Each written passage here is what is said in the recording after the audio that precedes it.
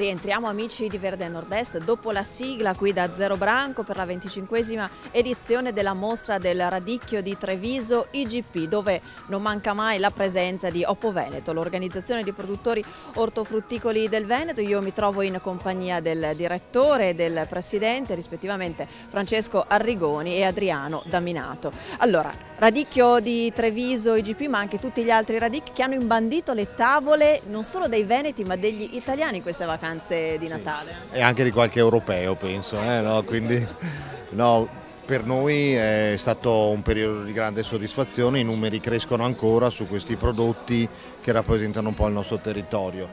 Il consorzio conferma questi dati con incrementi oltre il 30% per il radicchio di Treviso tardivo IGP, 50% del variegato di Castelfranco, quindi vuol dire che, e mi fa piacere che anche gli altri soci stanno lavorando bene e credono in questo prodotto.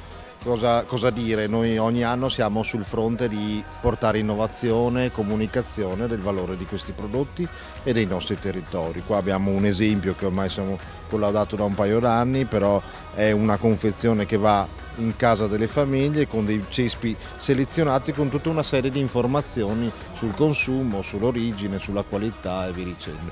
Dentro una quantità un po' più limitata, per esempio per i single va benissimo, vero? Per le famiglie poco numerose, diciamo. Okay. Quindi me la porto a casa dopo.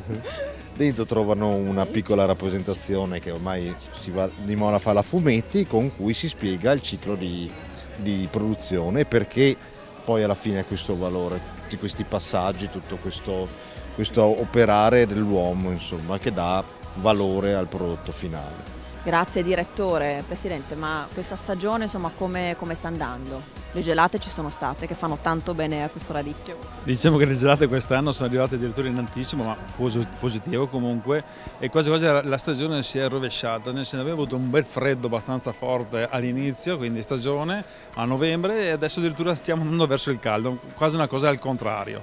Comunque la produttività è stata buona comunque lo stesso, e dobbiamo ringraziare, spezzare una freccia a favore anche dei consorzi, quelli che controllano la distribuzione dell'acqua, perché è stato accennato questa stamattina il problema dell'acqua, che è molto importante per la nostra produzione. In effetti grazie a loro si riesce ad irrigare i nostri terreni, perché c'è la gestione controllata e attenta, perché effettivamente se manca l'acqua non ci sarebbe questo prodotto, non ci sarebbe questa eccellenza nel nostro territorio. Quindi effettivamente è stata una stagione anche siccitosa rispetto agli altri anni, e si prospetta che la siccità possa continuare e creare questo disagio sui nostri territori. Quindi un ringraziamento da parte sua, perché sono riusciti a darci la possibilità di irrigare questi terreni e ottenere questo prodotto che è l'eccellenza del nostro territorio. Ecco, vogliamo fare chiarezza, perché noi abbiamo letto le cosiddette fake news, no? Si chiamano così. Allora, come hanno detto che il prosecco sgretola i denti, allora è stato detto anche che questo radicchio è bianco perché viene sbiancato. Allora, vogliamo spiegare una volta per tutte? Sicuramente i nostri telespettatori che sono attenti lo sanno, però come si fa a realizzare questo prodotto così bianco? Diciamo, per ottenere questo prodotto intanto passa 8 volte sulle nostre mani, quindi dalla produzione, quindi si parte dalla semina, dal trapianto, poi la raccolta, dalla raccolta alla mondatura, poi viene messo nelle vasche di bianchimento, e questo è il processo in cui diventa così bianco, cioè il cuore ricresce nuovo all'interno di queste vasche con l'acqua di risorgiva, quindi acqua che troviamo, acqua corrente però di risorgiva, e qui abbiamo il nostro, grazie anche alle nostre risorgive, quindi il fiume Sille, che tra il fiume più lungo a livello mondiale di risorgiva, e quindi grazie alla sua temperatura e il tepore di quest'acqua, che siamo sui 12 gradi, permette la ricrescita del grummolo all'interno del radicchio, e quindi ecco che otteniamo questo, il cuore, l'eccezione, il gioiello, il massimo della qualità, quindi questo prodotto croccante, bellissimo, così bianco e rosso. Versatile in cucina. Abbiamo una spiegazione anche scientifica: una pianta che cresce al buio non cresce verde ma cresce bianca. Bravissimo. Quindi... Allora, ultima cosa, un prodotto come abbiamo detto versatile in cucina. Oppo Veneto dà anche qualche dritta su questo, su come impiegarlo proprio. Diciamo che i nostri clienti ci chiedono di poter portare queste informazioni ai consumatori, perché magari si limitano al consumo solo in insalata da crudo, che va benissimo, però si può apprezzare in tante altre maniere, quindi risotti piuttosto che pancette, vi dicendo, da gustare assieme. Grazie al direttore di Oppo Veneto, Francesco Arrigoni, grazie ad Adriano Daminato, presidente di Oppo Veneto.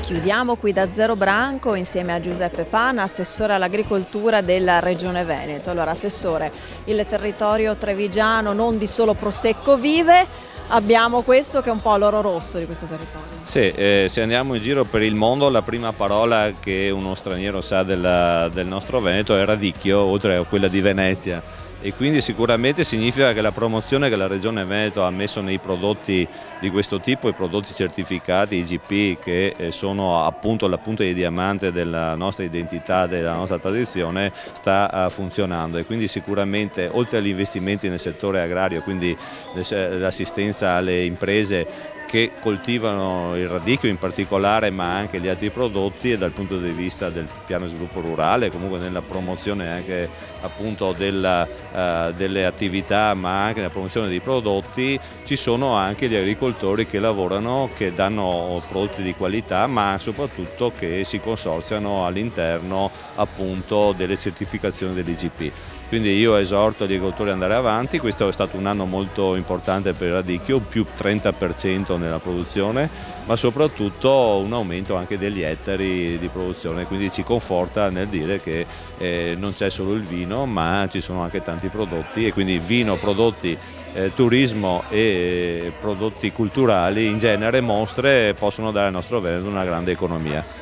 Assessore, l'ultima cosa, questo è un prodotto che viene, pensate amici, preso in mano 7 volte dagli agricoltori prima di arrivare sulle nostre tavole. Un prodotto di grande qualità, assessore, però non sempre la qualità basta, bisogna anche forse cercare di aggregare di più il prodotto? Sì, diciamo che all'interno dei consorzi di promozione e di tutela anche del radicchio, i produttori magari non sono tutti, appunto però lo sforzo è quello appunto di aggregarli, di fare delle produzioni sinergiche, di avere anche le quantità per aggredire certi mercati, perché certi mercati magari richiedono delle quantità che noi non riusciamo neanche a dare, e quindi solo nelle organizzazioni di produzione, solo nei consorzi di tutela si possono trovare comunque tutte le sinergie, ma anche le promozioni, ma nello stesso tempo anche eventualmente studiare un packaging che possa andare a livello internazionale uguale per tutti. Quindi io esorto proprio gli agricoltori a mettersi insieme per fare sistema. Grazie a Giuseppe Pana, assessore all'agricoltura della Regione Veneto. Amici, qui da Zero Branco è tutto, la linea torna allo studio.